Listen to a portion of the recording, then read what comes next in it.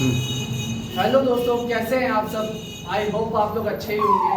जैसा कि मैंने कल वीडियो बनाया था सेंटेंस और उसके भाग के बारे में, आज मैं सेंटेंस और उसके काइंड के बारे में डिस्कस करने वाला हूं।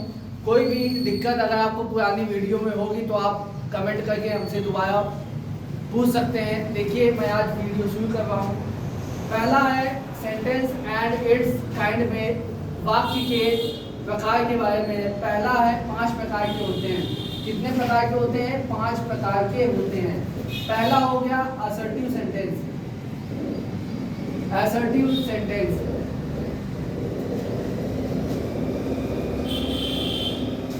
कथनात्मक वाक्य। कथनात्मक वाक्य। दूसरा हो गया इंट्रोगेटिव सेंटेंस। इंट्रोगेटिव सेंटेंस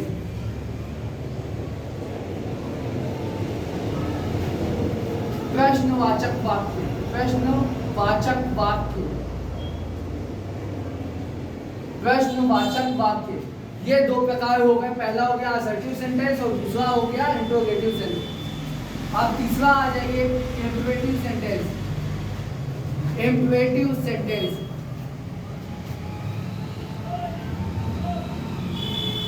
आज्ञा सूचक वाक्य। आज्ञा सूचक वाक्य।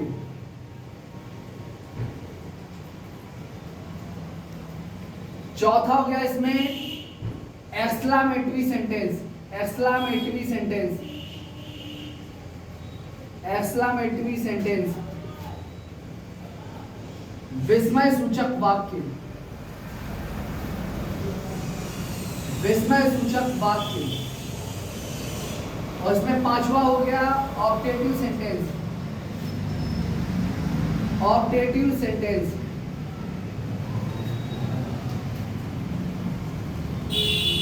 इच्छा सूचक वाक्य। इच्छा सूचक वाक्य। देखिए, सेंटेंस के 5 प्रकार के होते हैं। पहला हो गया असर्टिव सेंटेंस कथनात्मक वाक्य।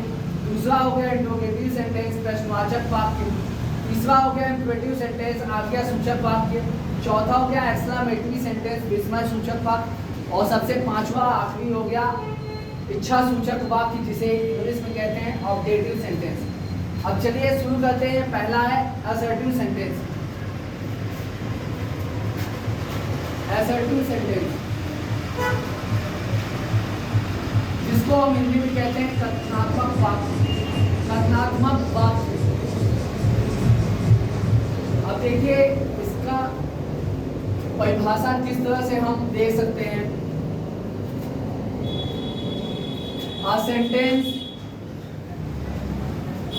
in which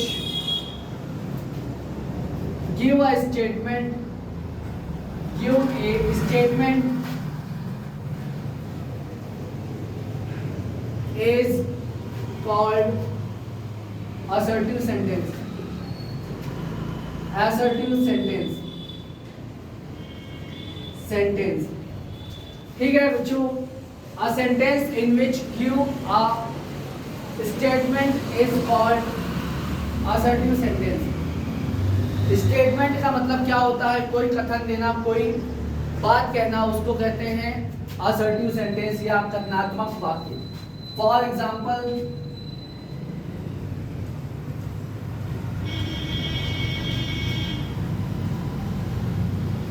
कविता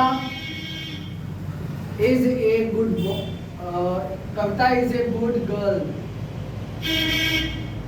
यहाँ कविता के बारे में एक स्टेटमेंट बताया गया है, जहाँ कविता को बताया गया है कि वह एक अच्छी लड़की है। अच्छी लड़की है। तो यहाँ एक कविता स्टेटमेंट दिया गया है असर्टिव सेंटेंस। और इसके 2 भाग होते हैं। असर्टिव सेंटेंस के भी 2 भाग होते हैं। पहला हो गया अफर्मेटिव सेंटेंस। ये एक अफर्मेटिव का ही एक एग्जाम्पल है। ये अफर्मेटिव का ही एक एग्जाम्पल है।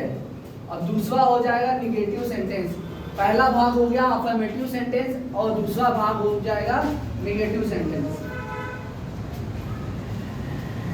चलिए आगे हम डिस्कस करते हैं निगेटिव सेंटेंस के बारे में। असर्टिव सेंटेंस का दूसरा भाग होता है निगेटिव सेंटेंस। निगेटिव सेंटेंस इसको हिंदी में कहते हैं नकारात्मक वाक्य। नकारात्मक वाक्य ऐसा वाक्य जिसमें ना होने की पॉसिबिलिटी दिखाई जाती है उसे नकारात्मक वाक्य कहते हैं। फॉर एग्जाम्पल, पहला वाला एग्जाम्पल देख मैं आप लोग को समझाता हूँ। Kavita is a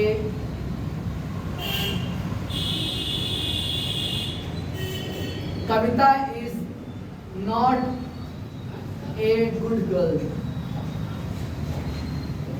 Kavita is not a good girl. यहाँ नॉट का मतलब हो गया नकारात्मक, ना होने की पॉसिबिलिटी दिखाई गई है, तो यहाँ पर निगेटिव सेंटेंस हो जाएगा, नकारात्मक वाक्य हो जाएगा। चलिए बच्चों, आज के लिए इतना ही रखते हैं। अब कल आगे का टॉपिक हम पढ़ाएंगे इंट्रोगेटिव सेंटेंस। अब जो आपको दिक्कत होगी या कोई ऐसी चीज़ जो ना समझ में आई हो उसको आप कमेंट कर सकते हैं। बाकी तब तक के लिए धन्यवाद और बने रहिए हमारे साथ।